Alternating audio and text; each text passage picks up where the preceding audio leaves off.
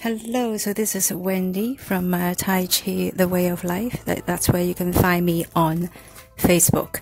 And on YouTube, it is Wendy Chan Tai Chi, so do please subscribe and click on the word subscribe just underneath this video. Thank you for coming online and watch my video again.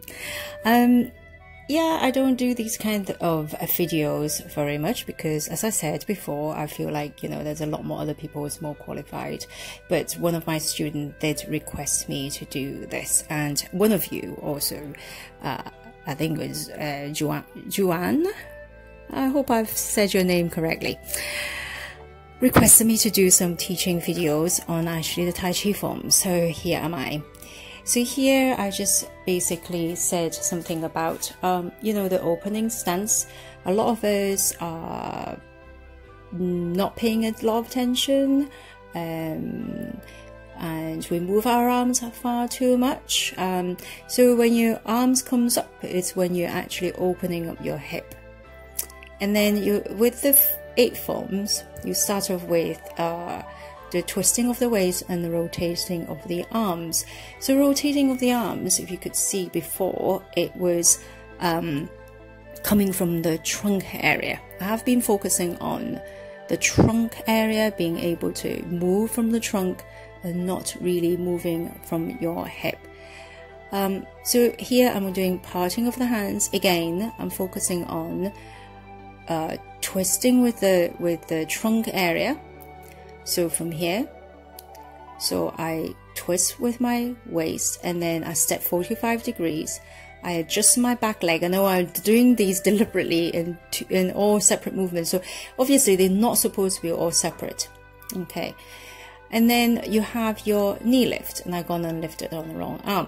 Anyway, so when you do your knee lift, what you want to do, you want to sink down your tailbone into and align it with your heel so you can feel like they connected, and then lift with your core so that you keep the gua or your hip flexors open while you're doing your knee lift. And it's exactly the same thing with when you're doing your kick. Okay, so you don't close up your hip flexors when you're doing your kicks just because you're lifting your knee, because if you don't do anything, if you don't open up inside, what happens is you just close up your hip and then you stop your chi flow. In effect, it's not as easy as I'm just talking about it.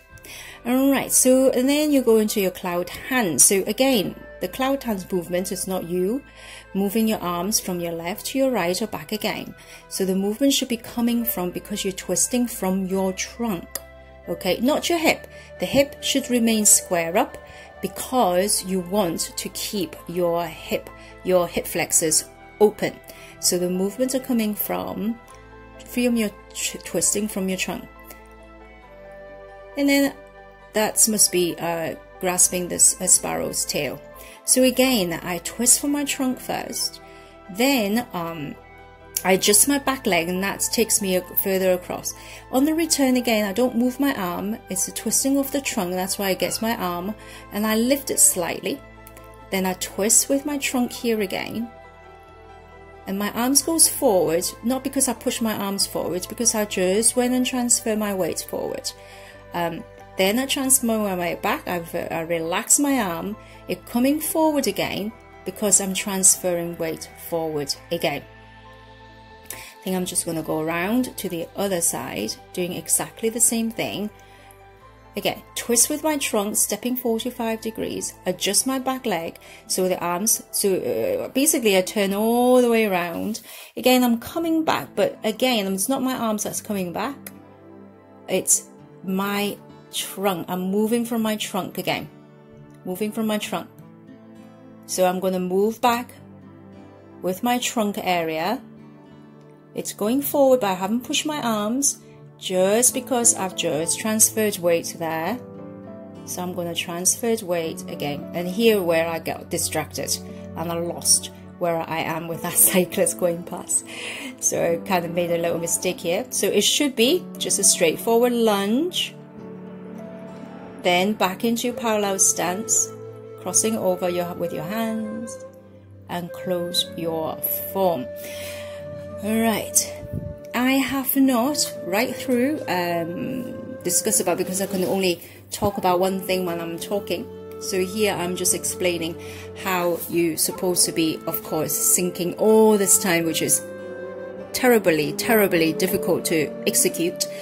All this time you should be sinking in from your tailbone into your dantian and into your feet, and making sure that your spine is still in a neutral spine position, all the time, watching that your body, your chest is not tight. I always try to make my chest really nice and, you know, my mentor likes to use the word hollow, as those in the hands, but I like to feel that it's not tight, and then making sure that I don't shrink my back.